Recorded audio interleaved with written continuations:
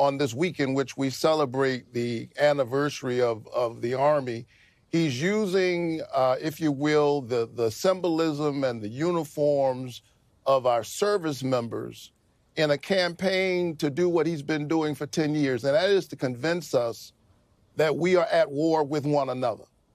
That's really his project.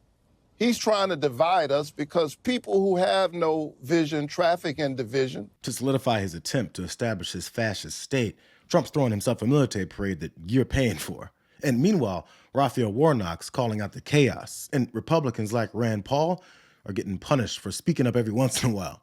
It's pretty obvious that this president is making it clear that this is loyalty or exile, with a side of dangerous distraction. We can't be distracted because right now he's trying to pass his so-called big, beautiful bill that will literally create a context in which as many as 16 million Americans could lose their health care, and almost everybody in America is going to see their health care costs go up, even if you buy private insurance. That's what we're not saying enough. It's been called out by enough people for anyone confused to see this scheme for what it really is. Occupy and attack an American city, not only to try to show this show of force against Americans that he hates, but to distract from the horrific agenda that more people are extremely late to the party to discover, but they're still recognizing it. Your thoughts on the parade that's going to take place? Some Democrats are saying it's a waste of money. Yeah. Never been a big fan of goose-stepping soldiers in big tanks and missiles rolling down the street. So if you ask me, I wouldn't have done it. I'm not sure what the actual expense of it is, but I'm not really, we were always different than, the images you saw of the Soviet Union and North Korea. We were proud not to be that. And I'm not proposing that that's the image people want to project, but I'm worried about the image, that it isn't necessarily the best image to show. Just like Lindsey Graham, Rand Paul has one or two moments when he has direct disagreements with this fascist movement, but his spine collapses under the weight of his arguments before he's even done. What's the point of calling out Trump's North Korean-style military parade if you're going to go take back the point that he's doing it to mimic authoritarian regimes? It's not like Trump didn't punish his ass anyway for it. From my office, and it's kind of a great time of the year in the summer. My family comes up. My son and daughter-in-law and grandson are coming up because we were going to the White House picnic, but I've just been told that I've been uninvited from the picnic. I think I'm the first senator in the history of the United States to be uninvited to the White House picnic. The White House is owned by the taxpayers. We all are members of it. Every Democrat will be invited. Every Republican will be invited, but I will be the only one disallowed to come on the grounds of the White House. I just find this incredibly petty. I mean, I have been, I think, nothing but polite to the president. I have been an intellectual opponent, a public policy opponent, and he's chosen now to uninvite me from the picnic and to say my grandson can't come to the picnic. I just the level of immaturity is beyond words. So you softly disagree with Trump's military parade that cost taxpayers around $45 million, and then meekly voice your opposition to the spending bill that destroys more Americans' lives while stuffing our money into the pockets of billionaires. Rand Paul was careful in his disagreements, couching them in fealty if Trump got mad about it, and he still got booted from the MAGA picnic that's probably serving bland coleslaw and unseasoned chicken. I can't even get enough of this. Watch this guy even partially take back his criticism over having the door slammed in his face. I think what's particularly galling about it is, I don't know if this came from the president on down, let's hope not, but if not, it's coming from his petty staffers who have been running a sort of a paid influencer campaign against me for 2 weeks on Twitter.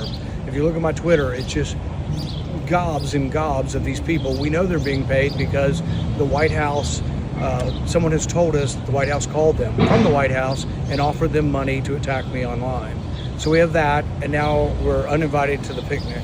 And it's like, I don't know, it's just incredibly petty, and it shows that, look, I'm arguing from a true belief and worry that our country is mired in debt and getting worse, and they choose to react by uninviting my grandson to the picnic. I don't know, I just think it really makes me lose a lot of respect I once had for Donald Trump. But it's also just really sad that this is what it's come to. But petty vindictiveness like this, I don't know, it makes you wonder about the quality of people you're dealing with. What does it say about Trump's character, in your opinion? Well, who knows if it came from him? It could be from lower level staff members. But these are people that shouldn't be working over there. Do you think Stephen Miller should be working in the White House? Do you think Stephen Miller should be working in the White House? I'm just going to leave it at that. So he's just now wondering about the quality of the people that he's dealing with and can't force himself to put the blame on the president for the decision he and his people made to keep his ass out. It's like his cowardice has him confused. This guy makes basic and factual points about the destructive nature of Donald Trump's agenda, like he did when his tariffs were first implemented, then goes on to support the things that he clearly said are damaging. So why should anyone trust you either? But on the tariffs in particular, on the idea of trade is proportional to wealth. The last 70 years of international trade has been an exponential curve upwards, and the last 70 years of prosperity has been upwards also.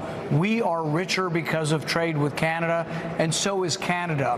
Whenever you trade with somebody, when an individual buys somebody else's product, it's mutually beneficial or you wouldn't buy it. If the trade is voluntary, it's always beneficial. There is no Canada versus the U.S. The consumer wins when the price is the lowest price. So while railing on tariffs, he went after him on the maneuvers that he's taken to usurp power and turn the country into his own dictatorship. I am a Republican. I am a supporter of Donald Trump.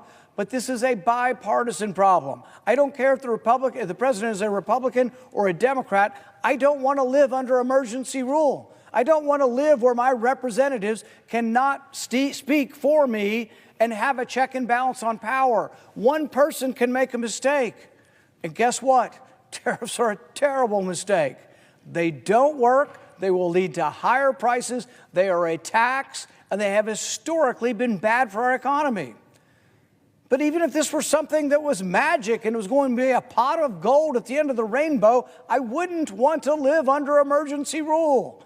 I would want to live in a constitutional republic where there are checks and balances against the excesses of both sides, right or left. But even with the example of evoking emergency rule to slap tariffs on the entire world with no clear example of how that would even work, he had to distance his argument from the guy in the White House that's doing it by generalizing his argument to this both sides thing. Once this bill votes and this debt ceiling goes through, the debt is owned by the GOP, and there is no more campaigning and saying this is the Democrats. It will be owned by the Republicans, and I think that's a huge mistake. And even since then, Rand Paul has signaled that he would still be open to voting for it. He's telling all of us those principles and facts that he laid out mean nothing to him. So let's stop celebrating empty opposition when it's followed up by concrete compliance. If I point out that Rand Paul is a useless Republican voice, even when he says the right things, some folks on the left think it's rejecting allies and being stubborn. But when Donald Trump calls him names and keeps him out of the elitist picnic, he complains, but then he still folds. I think Rand Paul types have made it pretty clear that they talk for our acceptance, but then still act in the best interest of their dear leader.